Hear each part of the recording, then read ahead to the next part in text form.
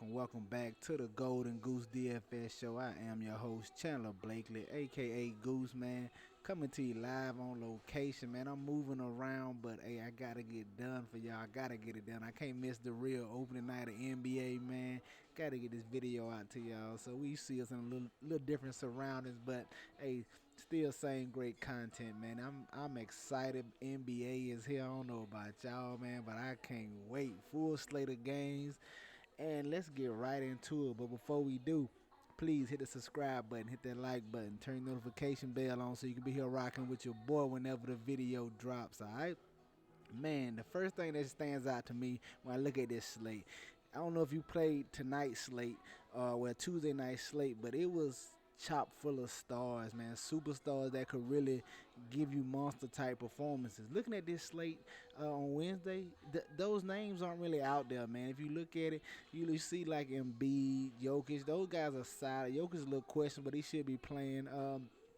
You see some solid studs, but like nobody that could really potentially bring home 80 like you saw tonight with Greek or Harden or somebody like that. So I'm attacking like the mid range. There are a lot of great value plays, and there's one player I absolutely love. You see him on the thumbnail, so we're gonna get right to it, man.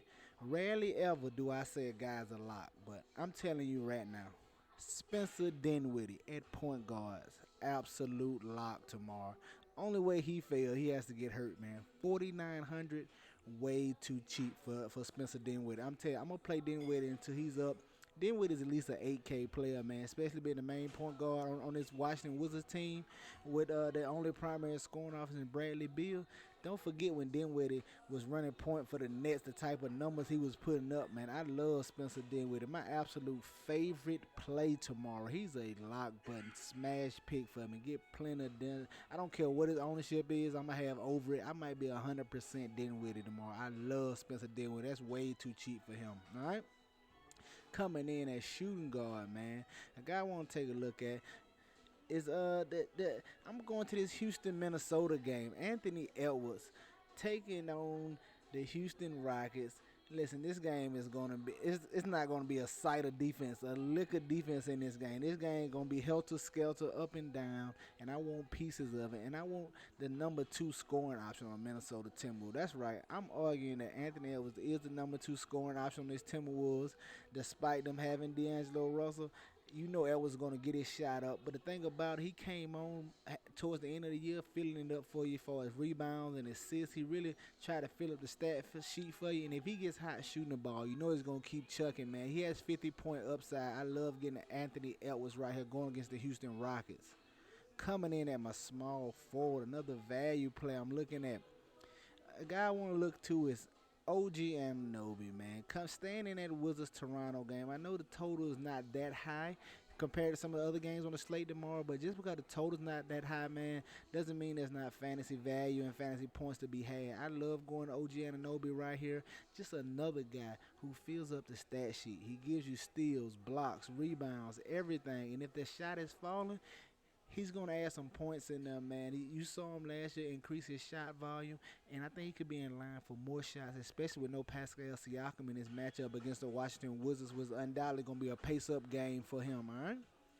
Coming in at power forward, another guy I love. Should be the primary scoring option for his team still. Let us not forget about Jeremy Grant, man. I know if you played him a lot last year, he kind of tapered off towards the end of the season, but let's not forget how hot he started with 40 and 50-point performances to begin last season. He should be in line for that again, especially with Cade Cunningham not playing. He should be the main scoring option for this Detroit team. He's going to give you some rebounds as well. I love getting to Jeremy Grant with this 6,500 price tag, another guy with 50-point upside in this mid-range right here.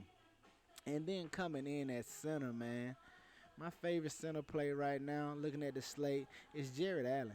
6,500 going against the Memphis Grizzlies. He should be in line for 30 plus minutes here, man. You know what he's done. He's a rebounding machine going against the Memphis Grizzlies right here. Now, I know Adams is a good rebounder, but I think Jared Allen just a little too long, a little too quick for him. He should have a great day on the boards. I'm expecting a big rebound game from Jared Allen here. And not to mention, you really play Jared Allen for the upside of his blocks. You playing against a Memphis Grizzlies team whose star player loves to get to the rim and Ja Morant. That could lead to a few more block opportunities for Jared Allen. I like him. I like him at this price tag and this matchup, all right? There you have it, man. My starting five for DraftKings: Spencer Dinwiddie, Anthony Edwards, OG Anunoby, Jeremy Grant, and Jared Allen, all right? Let's go take a look at FanDuel and see what I got cooking for y'all. Hey, while we switching over, man, hit the subscribe button, hit the like button, turn your notification bell on so you can be here rocking with me when all the videos drop this season. We're going to get to the money. Y'all know how I do in the NBA, all right? Coming in at FanDuel, man, another play right here, Lamelo Ball. I love him as well. I love him on DraftKings too, guys. Just a bonus pick for you on DraftKings. Lamelo Ball at the point guard spot tomorrow, he's like outside of Ja Morant maybe, he's the only point guard that has real triple-double upside. He should be his show over there as Devontae Graham was, they moved on from Devontae Graham in the offseason. I expect him to see full 30-plus minute runs. Man, you know he hits the glass. He pushes the pace. He's the engine for this Charlotte Hornets offense that I think could be a little run and gun this year. I like LaMelo, especially at this 7,600 price tag in 30-plus minutes. The only point guard with triple-double upside, love him on both sides, man. Get you some LaMelo Ball tomorrow. Coming in as shooting guard, looking at Shai Gilgeous-Alexander, 7,600. I know it's a perceived tough matchup against the Jazz. They play good team defense, probably a little slower paced game, but Shai Gilgeous-Alexander is the man for this Thunder team. He gets all the work. Every shot he wants, whatever he wants, it's his show. I like getting to him at this 7,600 price tag. You're going to see ball handling do this, man. Coming back from last season was injury ridden, but I love getting back to Shai Gilgeous-Alexander, especially at this 7,600 price tag, man. I told you that's the theme on both sides, man. The mid-range. This is great plays in the mid-range, and there's not a lot of stars to pay up for tomorrow that can kill you. So I love getting this mid-range. It's going to be definitely a balanced build, in my opinion, tomorrow. So that's what we're doing across both sides, looking at balanced builds, all right? Coming in at my small forward, love Kevin Porter on FanDuel, 6,100. It's another guy who has a slight triple-double upside as well, man. If he comes to play, man, he's going to do a little bit of everything. Going to have some ball handling duty for this Houston Rockets team.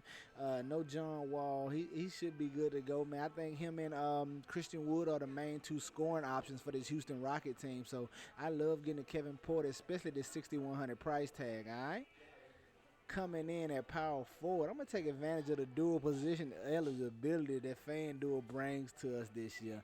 You don't really got to put him here, as you're going to see when my son play next, but I just put him here just because I'm able to. Power forward Jared Allen, 6,900, slight $400 increase from DraftKings, but doesn't change the play, man. Like I said, I expect him to have a big night on the boards and get us and get some putbacks and give us a nice baby double-double. Hopefully he can get 2 or 3 blocks, especially over here on FanDuel, blocks count for 3 points. I love Jared Allen right here.